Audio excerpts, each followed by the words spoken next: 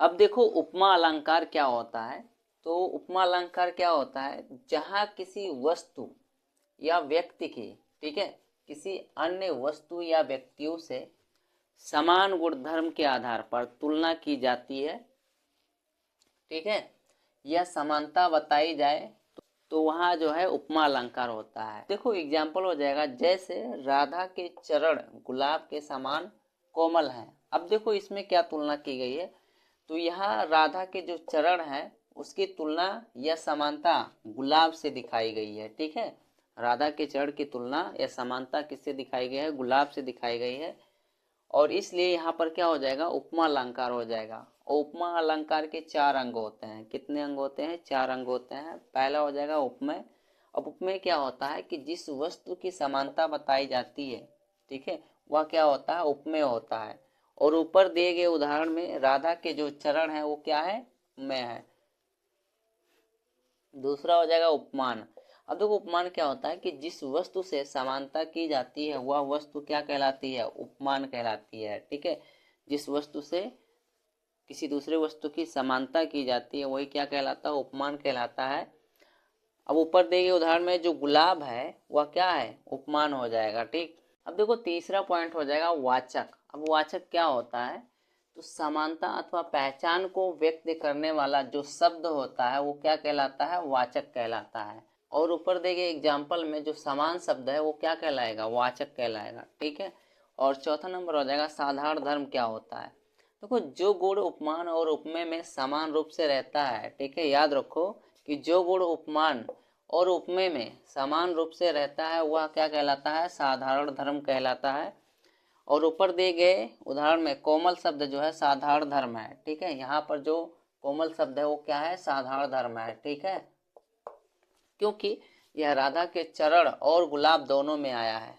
अब देखो रूपक अलंकार क्या होता है, तो जहाँ उपमेय में उपमान का भेद रहित आरोप किया जाता है, ठीक है, जहाँ उपमेय में उपमान का भेद रहित आरोप किया जाता है, ठीक है, अर्थात उपमेय प्रस्तुत और उपमान जो है अप्रस्तुत में अभिन्नता प्रकट की जाए, वहाँ क्या होता है, रूपक अलंकार होता है। एग्जाम्पल हो जाएगा, मुख चंद्र तुम्हारा देख सके मन सागर मेरा लहराता है, ठीक।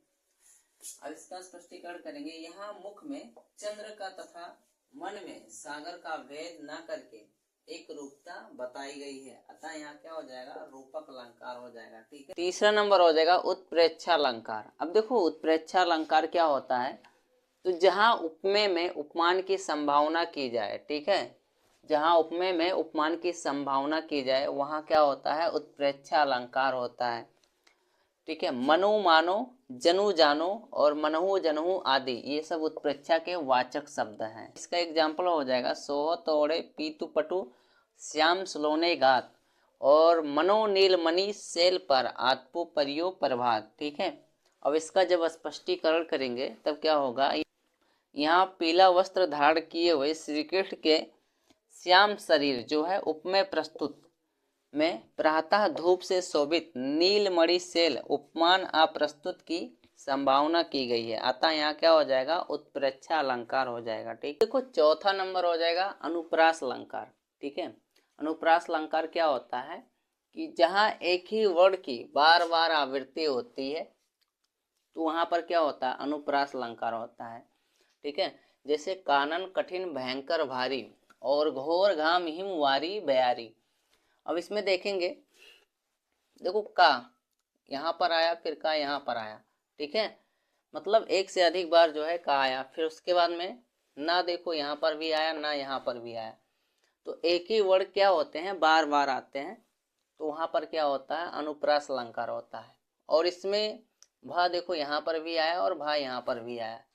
और रा की बात करते हैं तो रा यहाँ पर भी है, रा यहाँ पर भी है, और यहाँ पर भी रहा है, और यहाँ पर भी रहा है, ठीक है। मतलब अनुप्रास अलंकार में एक ही वर्ड बार बार आते हैं। 5 नंबर हो जाएगा यमक अलंकार। अब देखो यमक अलंकार क्या होता है, जब एक ही शब्द दो या दो से अधिक बार आता है, ठीक है, जब एक ही शब्द दो या दो से अधिक बार आता है और जो है भिन्न भिन्न अर्थों में प्रयुक्त होता है, तो वहाँ पर क्या होता है, यमक अलंकार होता है। मतलब कहने का अर्थ यह है कि जब एक ही शब्द दो या दो से अधिक बार आता है और उसका प्रयोग जो है भिन्न भिन्न मतलब अलग अलग अर्थों में होता है या करते हैं तो वहाँ पर यमक अलंकार होता है। जैसे काली घटा का घमंड घटा और नव मंडल तारक वृंद खिले। अब देखो इस एग्जाम्पल में घटा शब्द जो है दो जगह पर आया है, मतलब दो स्थानों पर घटा शब्द आया है और इस घटा का मतलब कुछ और होता है और इस घटा का मतलब कुछ और होता है। ठीक है, अब देखो इस घटा का मतलब क्या होता है, घटा मतलब बादल होता है और इस घटा का मतलब क्या होता है, कम हो गया या घट गया। ठीक, और 6 नंबर हो जाएगा श्लेष अलंकार। अब देखो श्लेष अलंकार क्या होता है कि जब एक शब्द एक ही बार प्रयुक्त होता है किंतु उसके दो या दो से अधिक अर्थ होते हैं तब वहाँ श्लेष अलंकार होता है। देखो इसका एग्जाम्पल हो जाएगा चिर जियो जोरी जुरे क्यों न स्नेह गंभीर और को घटी ये वृष भानुजा वे हलदर के वीर। अब देखो वृष भानुजा का दो अर्थ होगा। पहला अर्थ हो जाएगा राजा वृषभानु की पुत्री अर्थात राधा और दूसरा अर्थ हो जाएगा वृषभ बैल की बहन गाय। और उसके बाद में आता है हलधर के। और अब देखो हलधर के कितने अर्थ होते हैं, हलधर के भी दो अर्थ होते हैं, एक होता है बलराम और एक होता है बैल। अब वृषभानुजा और हलधर में कौन अलंकार है, श्लेष अलंकार हो जाएगा। 7 नंबर हो जाएगा संदेह अलंकार। ठीक है, अब देखो संदेह अलंकार क्या होता है कि जब किसी वस्तु में उसी के समान दूसरी वस्तु का संदेह हो किंतु निश्चयात्मक ज्ञान ना हो तो वहाँ संदेह अलंकार होता है। मतलब कहने का अर्थ यह है कि जब किसी वस्तु में उसी के समान दूसरी वस्तु का संदेह होता है, ठीक है, लेकिन हमें ये नहीं पता होता है कि वही वस्तु है तो वहाँ पर क्या होता है, संदेह अलंकार होता है। जैसे एग्जाम्पल हो जाएगा स्वाति घटा गहराती मुक्ति पानी सो पूरी कीधो आवती मुक्ति शुभ्र आभा रुचि रूरी। अब देखो यहाँ स्वाति घटा को देखकर यह निश्चित नहीं हो पाता है कि ये स्वाति घटा है या शुभ्र आभा है। ठीक है, इसलिए यहाँ पर क्या हो जाएगा, संदेह अलंकार होगा। और 8 नंबर हो जाएगा भ्रांतिमान अलंकार। अब देखो जहाँ समानता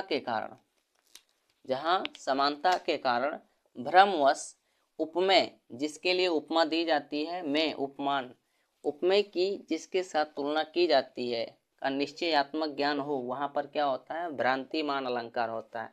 अब इसका एग्जाम्पल हो जाएगा पैसी समझ माड़िक को वह विहग देखो ले चला। देखो यहाँ अत्यंत समानता के कारण इसी लाल रंग की मणि को मांसपेशी समझने की भूल के कारण जो है पक्षी उठाकर उसे ले जाता है, इसलिए यहाँ भूल कार्य करने के कारण जो है भ्रांतिमान अलंकार होगा।